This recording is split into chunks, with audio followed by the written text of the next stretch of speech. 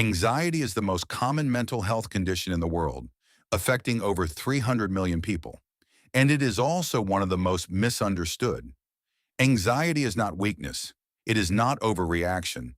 It is your nervous system doing exactly what it was designed to do, just in a context where that design is maladaptive. Understanding what is actually happening in your body when anxiety hits, not just what it feels like, but the precise physiology behind it, is the first step toward working with anxiety instead of against it. The anxiety response begins in the amygdala, the brain's threat detector. It fires before your conscious mind registers the threat, activating the HPA axis. Cortisol and adrenaline flood the system, heart rate accelerates, breath shallows, muscles prepare for action. This is not malfunction. This is survival. The problem is the amygdala cannot distinguish between a predator and a presentation. Both trigger the identical cascade. The vagus nerve, the longest cranial nerve running from brainstem to abdomen, is the primary pathway of the parasympathetic system. Stimulating it signals the nervous system to downregulate. This is the mechanism behind breathing exercises, humming, cold exposure, and the calming effect of safe human connection. The vagus nerve is the biological off switch for the anxiety response. The most evidence-supported anxiety tool is also the simplest: extended exhale breathing. The exhale activates the vagus nerve more powerfully than the inhale. Make your exhale longer than your inhale. That is the core principle. The 4-7-8 method. Inhale 4 counts, hold 7, exhale 8.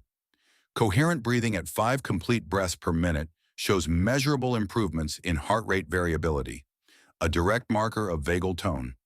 Stanford research on the physiological sigh, 2 quick inhales through the nose followed by a long exhale, demonstrates it is the single fastest breathing method for reducing real-time physiological stress. You can do this anywhere. Nobody around you notices, and it works within seconds because it directly activates the parasympathetic pathway through breath mechanics. 3 practices for building vagal tone over time. Not just acute relief, but a genuinely lower baseline anxiety. Cold water exposure, ending showers with 30 seconds cold, or splashing cold water on the face. This stimulates the dive reflex and trains the vagal response over time. Humming, singing, or chanting, the vagus nerve innervates the throat and vocal cords. Vocal vibration directly stimulates vagal pathways.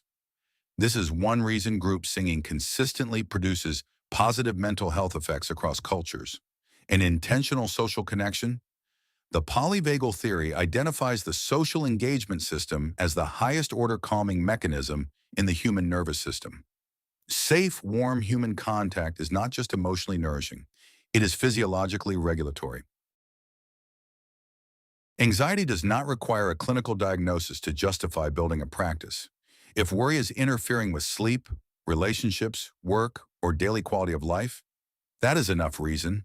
The research is robust.